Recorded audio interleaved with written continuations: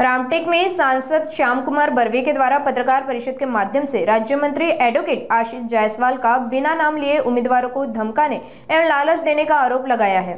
Kanhan Congress committee अध्यक्ष राजेश यादव के द्वारा राज्य मंत्री एडवोकेट आशीष जायसवाल की उपस्थिति में शिंदे सेना में प्रवेश लेने के बाद कांग्रेस ने पलटवार करते हुए राजेश यादव के भतीजे पूर्व नगर सेवक विनय यादव को कन्हान कांग्रेस कमेटी का अध्यक्ष नियुक्त करने का साथ ही प्रभाग क्रमांक 5 से अपना समर्थन जारी कर दिया।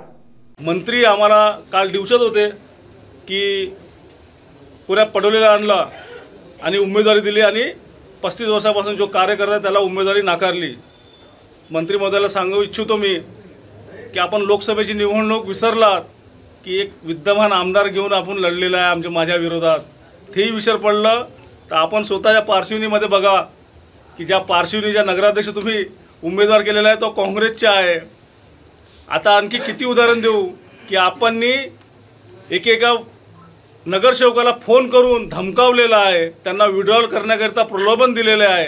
त्यानंतरही आम्ही गप्प आहोत, आम्ही फक्त आमच्या इलेक्शनवर लक्ष घालत आहोत।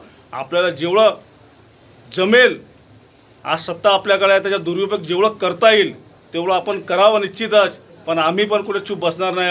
आपल्याला जसे ते उत्तर आपल्याला मिळणार आहे।